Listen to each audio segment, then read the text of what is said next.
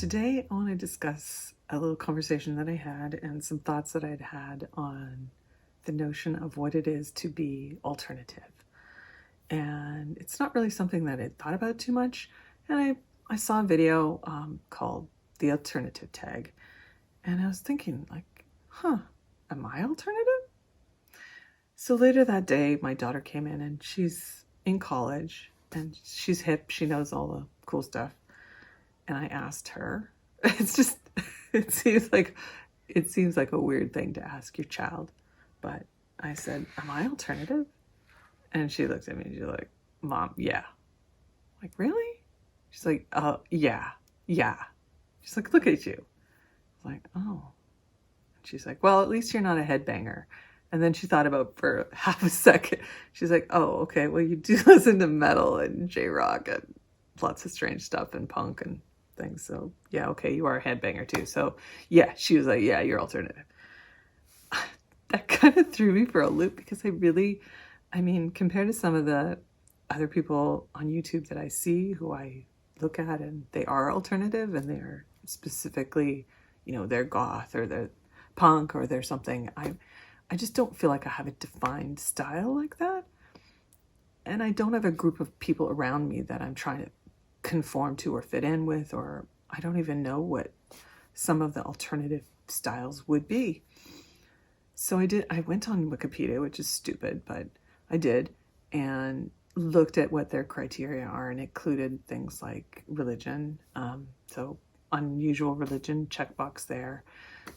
Vegetarian even is considered alternative. So I'm like, oh yeah, I guess maybe I am. And then thinking about it, I know that I don't look like my friends around. All the people around here do not look like this. I'm not trying to conform to a particular way of being. I just make the choices that I like for me. So I do look different by comparison, but I just don't feel like I'm extreme. I just feel like a pretty normal person. I just do what I want and wear what I want and like what I like. But by comparison, yeah, I'm different. But I didn't really think that verged into crossing the line into alternative.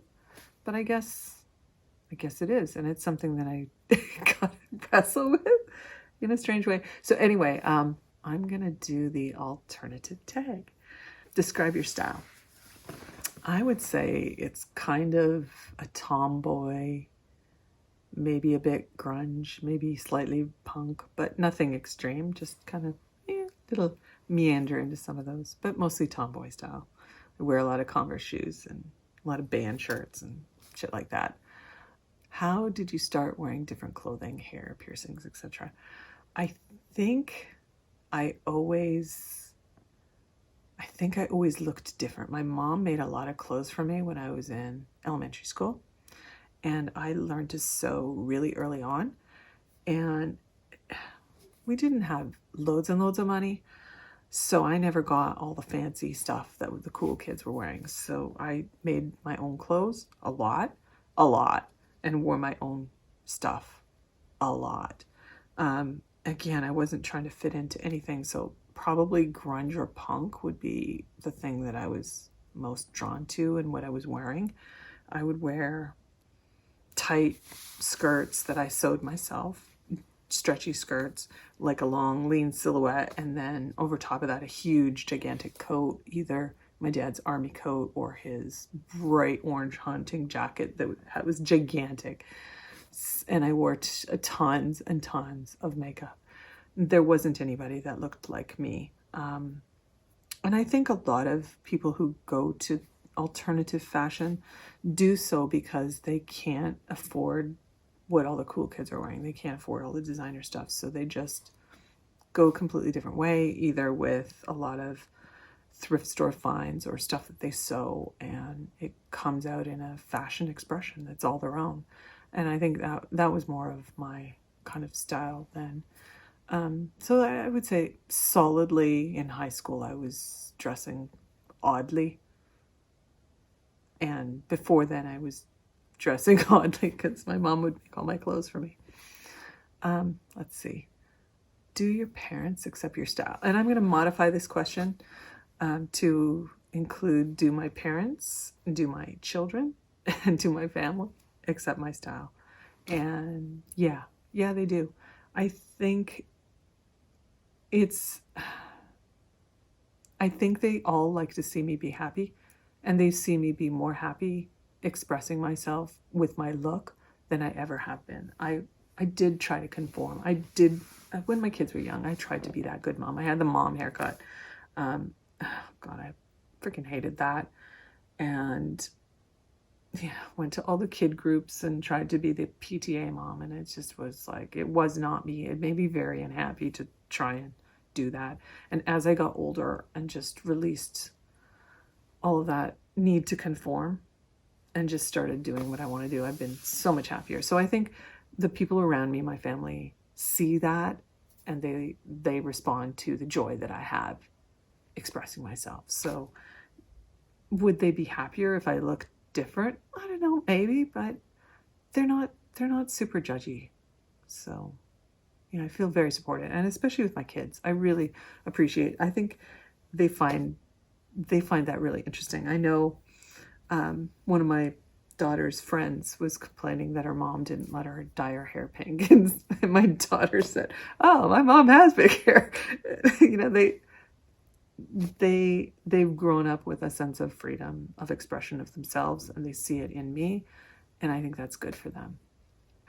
Have you ever suffered bullying for being different? I would say, well, I don't know. Yeah. Okay, let's call it bullying.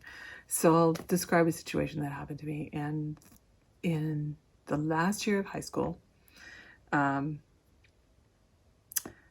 of my friends went to a religious tent revival thing, and including my atheist boyfriend at the time. So they all went to this tent revival, and I didn't. I felt very secure in my own religion at the time, and felt like I was a good person, and I just wouldn't. I stood up for myself and said, look, no, I'm not going to this thing.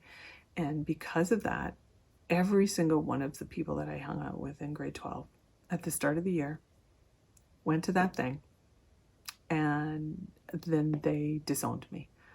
They told me I was going to hell. They said I was a horrible, evil person, and they said terrible things to me, and I didn't have any friends for the rest, or almost pretty much the whole year of my last year of high school. So if that is bullying, yeah. And was it for being different? Primarily, was it for dressing differently? I mean, I did get a lot of flack for wearing a lot of makeup.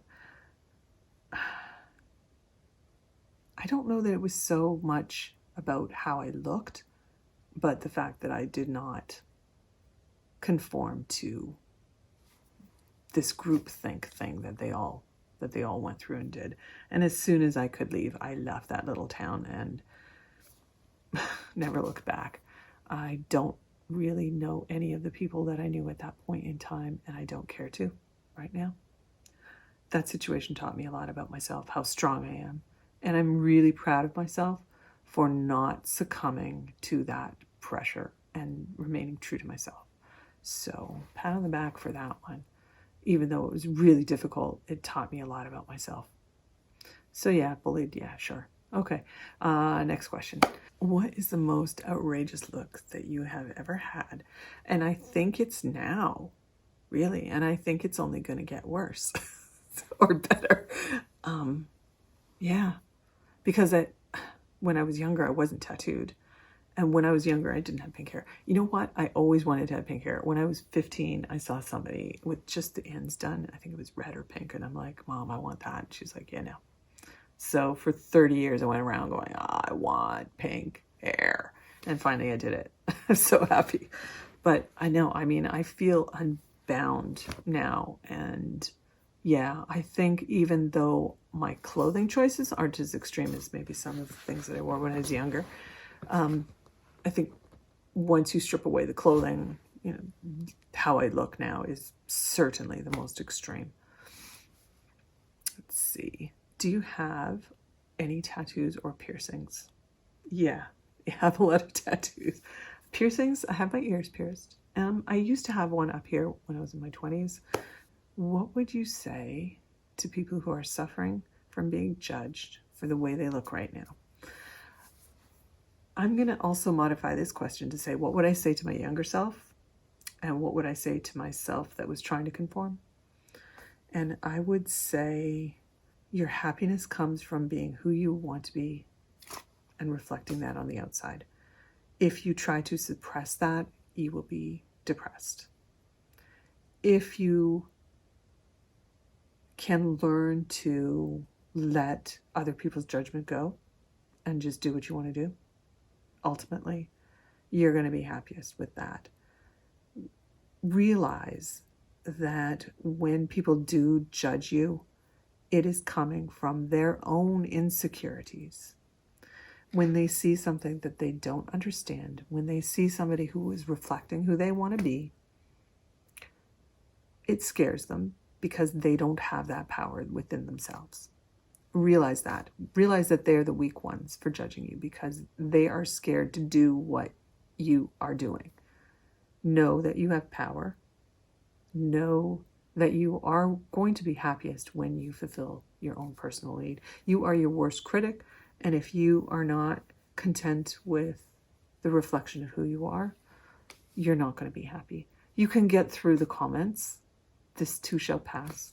You know, who are those people? They're stupid people. They don't know. And they're scared little people who do not reflect who they are outside. And when they see somebody who can do that, it just makes them react. Just let it go. Do what you want to do. Be what you want to be. So, yeah, whether I'm alternative or not, sure. I don't like the label, but I don't like any labels. Yeah, just go with your bad self and be who you want to be.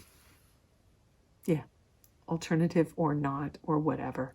I don't care what the label is. Just have fun, be yourself, and yeah.